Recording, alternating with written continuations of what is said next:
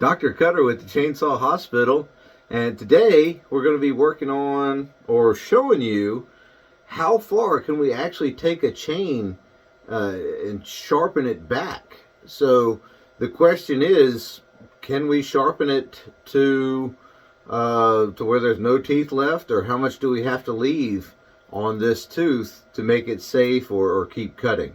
So let's get in here a little closer. We're going to check that out. Here's that old chain I was showing, and you can see this tooth here is really small, and there's not much life left to this. So if you look on the side of the tooth, actually, we'll get you flipped around here, you can see this flat part on the side is completely missing, and that's telling me that this tooth, although it doesn't have witness marks on it, this is a tri-link chain. So tri-link chains evidently don't have the angled witness marks on them like I'm going to show you with this steel, the next one here. But this one here is marginal at best. You can see there's just a little bit left on that edge right there.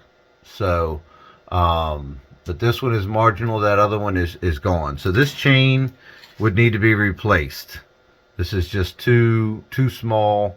This angle is way too much, but nonetheless, there's just not much left there to actually make a cut with. So this one is gone, and let me show you what a new chain, a new cutter looks like side by side.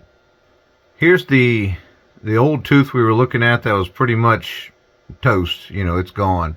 And here's side by side with a brand new steel. This is tri-link, if I didn't mention that before, and this is a steel 33RS. I don't know what this is, but I know what this is either way.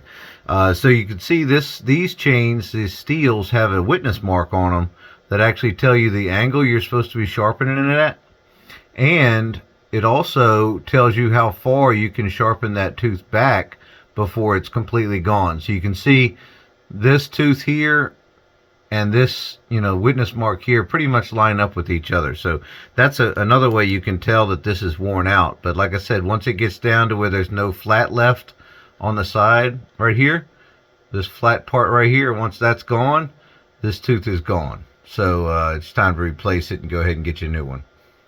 So there you go, guys. Not too bad, not too complicated. You can easily figure out how much tooth you have left there, and it's not bad. You don't have to necessarily throw it away just because one or two teeth are worn out, but I would suggest just go ahead and getting you a new chain and putting on there. But you can keep your old chain for maybe some stumping or cutting some roots or whatever, or dead wood. If you've got some old wood and you've got a worn out chain, I'd run that through there instead of a new one.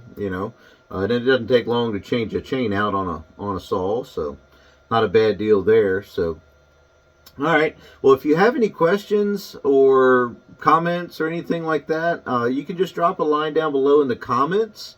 I would love to hear from you, and I answer pretty much all the comments, and try to get back to you as best as I can, and with the correct information.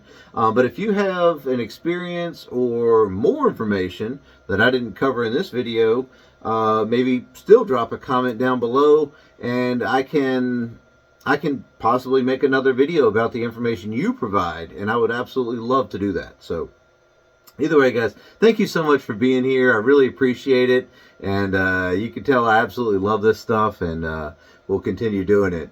So either way, guys, remember, keep your chain sharp and stay safe.